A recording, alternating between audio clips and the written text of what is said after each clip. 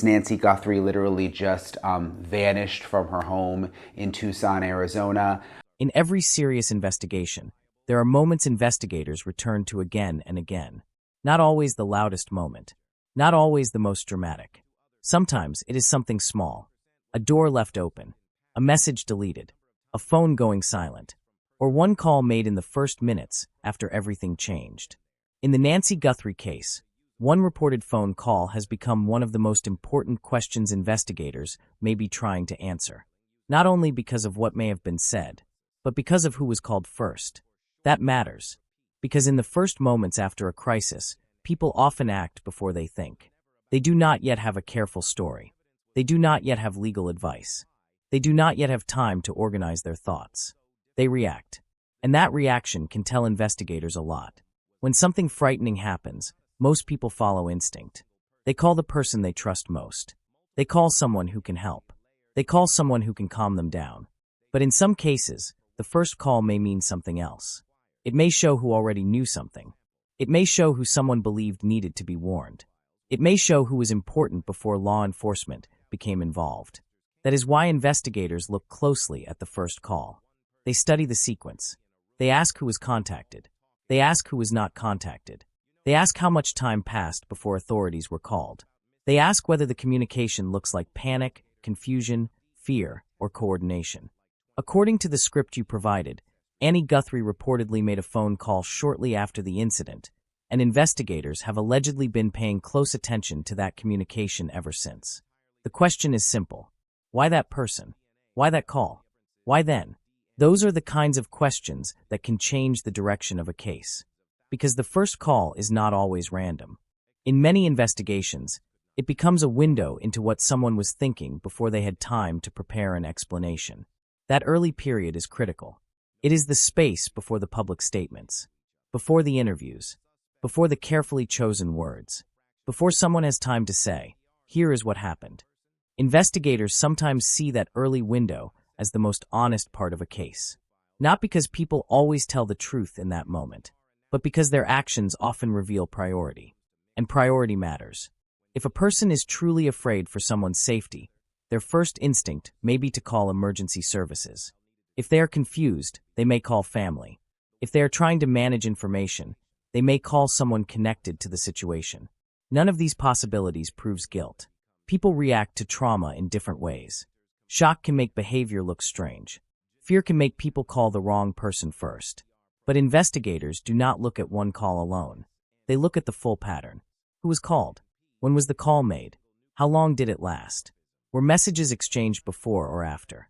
Was there a delay before law enforcement was contacted? Did the person who received the call contact anyone else? Did the communication pattern change afterward? These questions can help investigators understand whether the call was emotional or operational. An emotional call often looks scattered. A person in panic may call several people quickly. They may speak briefly. They may send confused messages. They may look for comfort. An operational call can look different.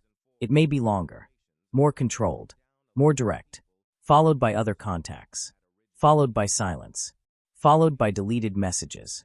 That is why investigators do not dismiss timing. Timing can reveal intent. And in this case, the timing of the alleged first call may be one of the details investigators are trying to place beside the larger timeline of Nancy Guthrie's disappearance. Where was everyone? Who knew what? Who was contacted first? And what happened in the minutes before authorities were fully involved? Those minutes may matter more than anyone realized at first. Because sometimes the earliest call is the thread. And once investigators begin pulling that thread, it can lead them somewhere no one expected. A phone call has two sides: the person who makes it, and the person who answers. In the Nancy Guthrie case, the person who reportedly received Annie Guthrie's first call has become a major point of interest in the case narrative. According to the script you provided, the recipient was allegedly a longtime family associate. Not a random name. Not someone with no connection. Someone who had been around the family circle long enough for investigators to reportedly examine the relationship closely. That is important because investigators do not only ask, "Who is this person?" They ask, "Why this person? What role did they play in the family's life? How often did they communicate with Annie? Was their relationship casual, close, or complicated?" Did their contact increase before or after Nancy disappeared? Did they have any connection to other people being examined in the case? Were they near any relevant locations during the timeline? Did they receive information that should have gone to law enforcement first? These are the questions relationship mapping tries to answer. Relationship mapping is not gossip. It is investigative structure. When investigators identify a person connected to a key communication, they begin building a map.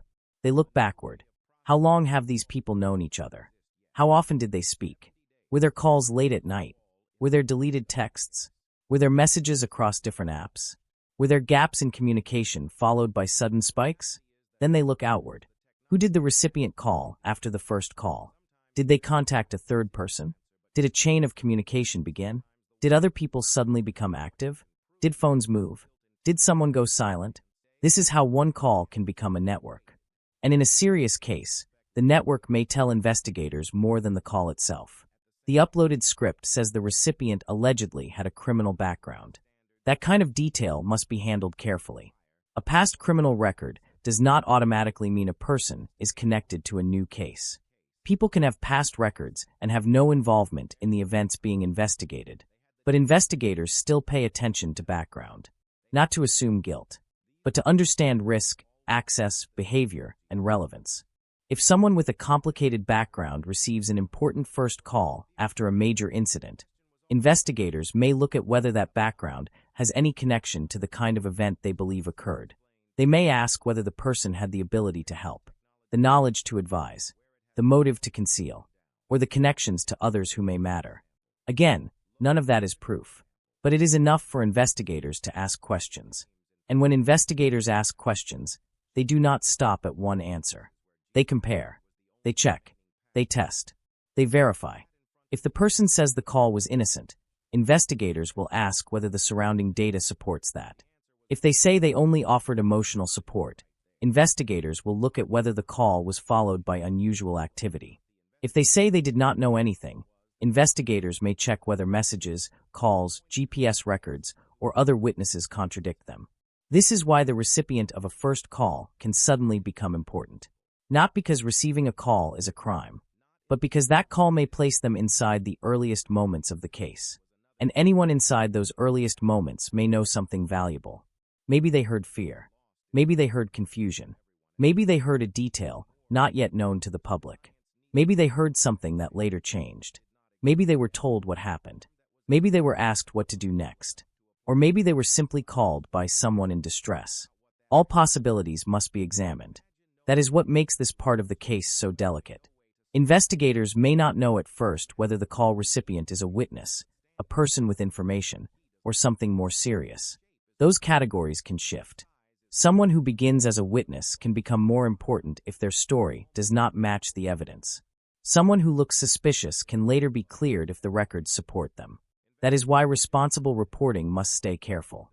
The fact that a person received a call does not make them guilty.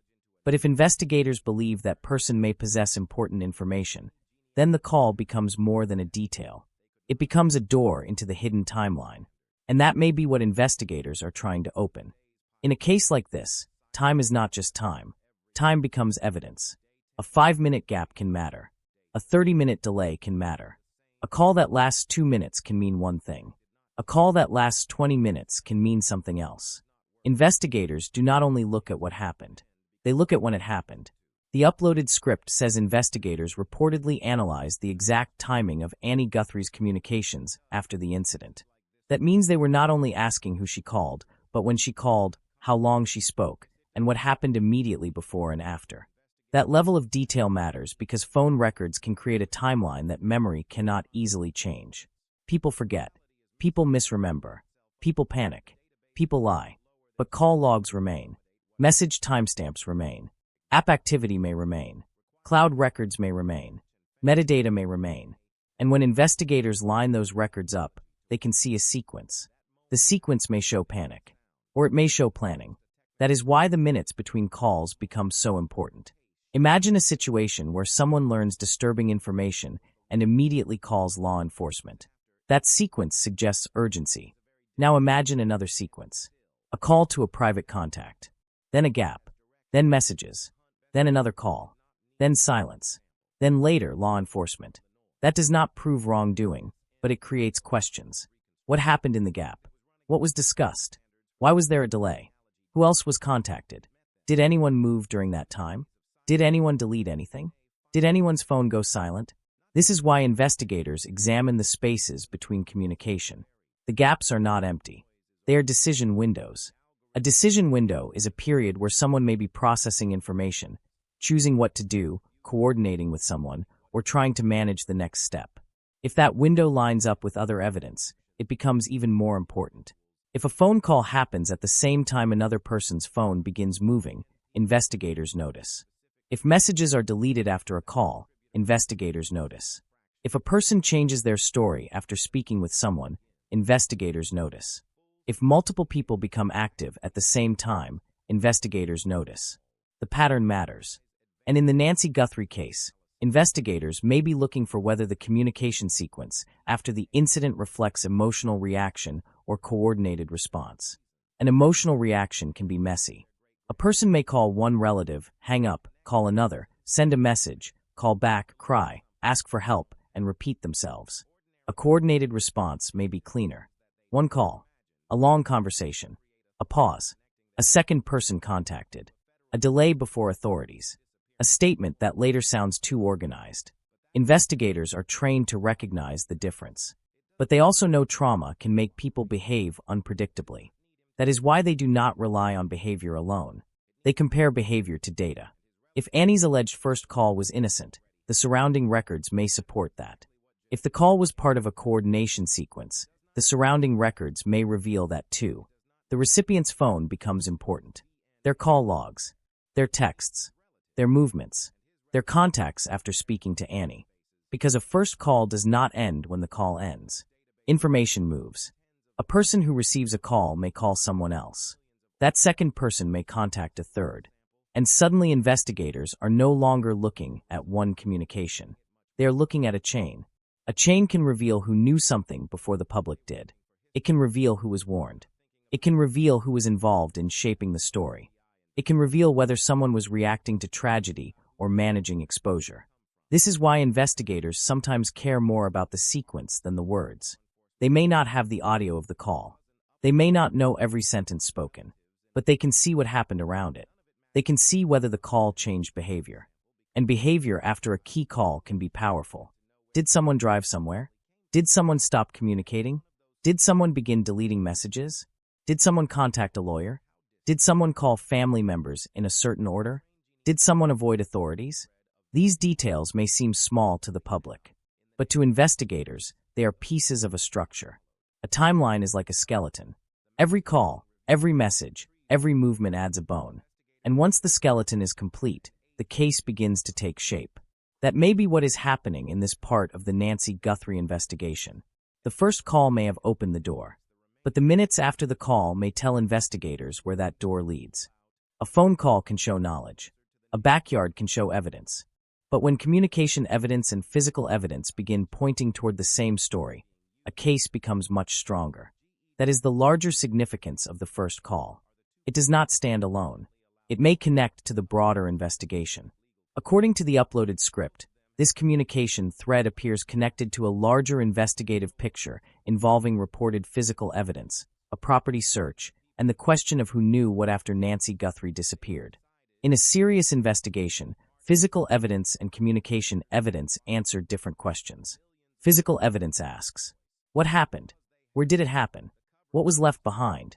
What was moved? What was hidden? Communication evidence asks, who knew? When did they know? Who did they tell? What did they try to explain? What did they try to hide?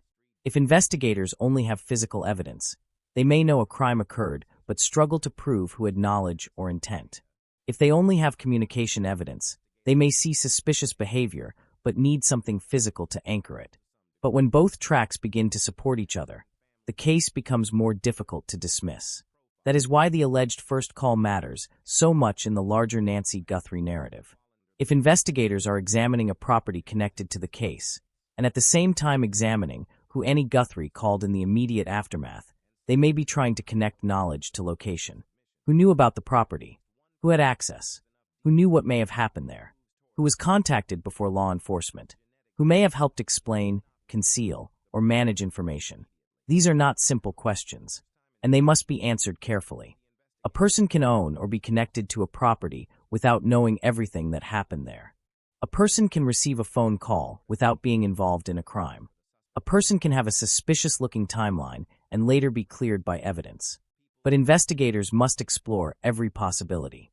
That is their job. And when a case involves a reported backyard search, alleged forensic findings, and early communication questions, the investigation becomes less about one person's story and more about how multiple stories fit together. This is where inconsistencies become dangerous. If one person says they did not know about something, but their call history suggests they were contacted before authorities, investigators will ask why. If someone says they had no concern about the property, but messages show otherwise, investigators will ask why. If someone says the call was only emotional, but the recipient's later actions suggest urgency, investigators will ask why. And if the timing of the first call lines up with other suspicious activity, the call becomes more than a reaction. It becomes part of the timeline. That is what prosecutors look for. A single suspicious call may not be enough. A single suspicious location may not be enough. A single strange statement may not be enough. But together, they can form a chain. And a chain is what turns investigation into prosecution. Each link matters. The first call, the recipient, the timing, the messages before and after, the physical search, the property access, the forensic evidence, the statements, the contradictions. When those links are strong, they can support a courtroom case. When they are weak, they can fall apart. That is why investigators must be careful now. They cannot move based on public pressure. They cannot arrest someone just because a detail looks suspicious. They must prove what happened. They must prove who knew. They must prove who acted. And they must prove it in a way that can survive defense challenges. That is why silence from law enforcement does not always mean nothing is happening. Sometimes silence means they are building something they cannot risk damaging. They may be waiting for DNA, waiting for digital records, waiting for phone extractions, waiting for witness interviews, waiting for one person to decide whether they will cooperate. And that person may be the recipient of the first call. Because if investigators believe he knows something, then his choices matter. He can cooperate. He can stay silent. He can give partial answers. But partial answers are risky. Because if investigators already have records, and a person tells a story that does not match those records, the problem becomes worse. In major investigations, people often believe they can manage the truth. They think they can admit only what investigators already know. But investigators rarely reveal everything they know. They ask questions they already have answers to. They watch for contradictions. They compare statements to records. And sometimes, the person being questioned does not realize the timeline has already been rebuilt. That may be the pressure building behind this communication thread. The first call may have seemed private. But phone records are not private to a federal investigation with legal authority. The call may have ended, but the evidence around it may still be speaking. And if that call connects to the larger forensic picture, it may become one of the most important pieces of the case.